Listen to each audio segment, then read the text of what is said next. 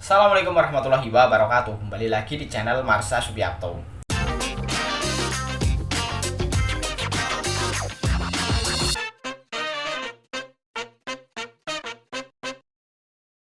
Pada kesempatan kali ini kita akan kembali membahas informasi menarik. Kali ini tentunya kembali terkait dengan ASN atau aparatur sipil negara. Jadi pada kesempatan kali ini kita akan coba bahas berkaitan dengan rekrutmen ASN ya. Jadi kemarin kembali ada berita menarik berkaitan dengan hal tersebut. Ada pernyataan dari Menteri Pan-RB Abdullah Azwar Anas yang menyatakan bahwa ke depan nantinya rekrutmen ASN akan dilaksanakan setiap 3 bulan sekali. Kalau sekarang kan rekrutmen ASN mungkin paling cepat setahun sekali ya. Dan ke depan kemungkinan akan dilaksanakan dengan cepat yaitu 3 bulan sekali. Kenapa? Karena hal tersebut untuk mengatasi ASN-ASN yang pensiun gitu ya. Jadi setiap tahun kan ASN yang pensiun banyak, makanya harus dilaksanakan seleksi ASN dengan waktu yang tidak terlalu lama.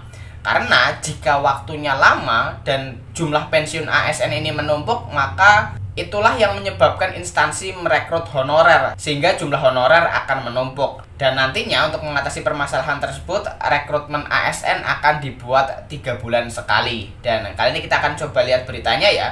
Sebenarnya konkretnya seperti apa? Apakah memang benar akan dilaksanakan rekrutmen ASN selama 3 bulan sekali? Langsung saja kali ini kita akan coba lihat beritanya. Untuk itu bagi yang penasaran, simak terus.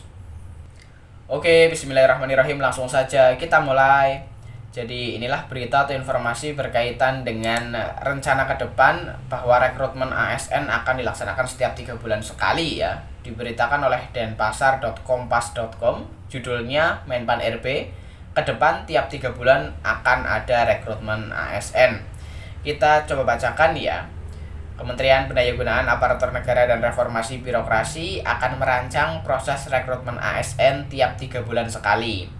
Menurut Menteri Pan-RB Abdullah Azwar Anas, jarak singkat dari setiap rekrutmen tersebut mengacu 7 agenda reformasi dan transformasi sesuai Undang-Undang Nomor 20 Tahun 2023 tentang ASN.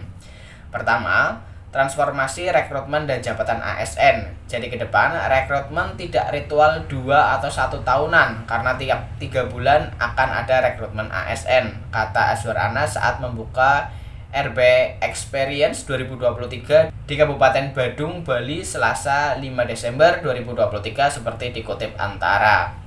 Data pegawai pensiun. Menpan RB memberikan contoh kondisi sebelumnya. Misalnya Januari ada pegawai yang pensiun dan 2 tahun kemudian baru merekrut kembali ASN, maka yang terjadi ialah pengangkatan tenaga honorer. Pihaknya pun akan mendata siapa saja pegawai yang pensiun dan merekrut ASN dalam waktu singkat. Jadi dari sekarang bisa didaftar siapa yang pensiun. Kita akan rekrut 3 bulan sekali. Kita sedang koordinasi tingkat tinggi dengan kementerian atau lembaga sehingga yang kosong tidak diisi honorer tapi langsung ASN, kata dia. Meski akan dilakukan rutin, perekrutan ASN tidak langsung sebanding dengan jumlah pensiunan. Misalnya di Kementerian Keuangan, jika terdapat 600 orang pensiun, maka hanya 200 orang yang diterima karena tenaga teknis akan dirampingkan dengan digitalisasi. Anas juga akan mengefisienkan struktur melalui perampingan eselon 2 dengan mengurangi 1.200 tenaga yang bisa menghemat biaya birokrasi hingga 8 triliun. Formasi digital. Menurut dia, Kemenpan RB juga akan membuka rekrutmen besar-besaran pada formasi digital yang menyasar lulusan baru tahun 2024. Mereka akan fokus menangani digitalisasi birokrasi. Kita sudah petakan mana yang positif growth, mana yang zero growth. Ada banyak formasi usulan kepala daerah tidak disetujui karena yang diminta perawat tapi yang diusulkan tenaga teknis di puskesmas, katanya. Jadi yang masih positif tenaga guru, dosen, sektor kesehatan, yang tidak boleh nambah tenaga teknis fungsional. Begitu juga teknis pelaksana karena sebagian diganti digital, imbuh dia. Jadi itulah berita atau informasi berkaitan dengan rencana rekrutmen ASN yang dipercepat gitu ya, tiap 3 bulan sekali. Dan semoga rencana ini bisa direalisasikan sehingga memang benar tidak ada lagi permasalahan honorer yang menumpuk gitu ya. Jadi kalau ada ASN yang pensiun, gantinya ya langsung ASN. Jadi mungkin itu informasi yang bisa disampaikan pada kesempatan kali ini. Jika ada tanggapan atau pertanyaan, silahkan tinggalkan di kolom komentar. Terima kasih, mohon maaf bila ada kesalahan. Wassalamualaikum warahmatullahi wabarakatuh.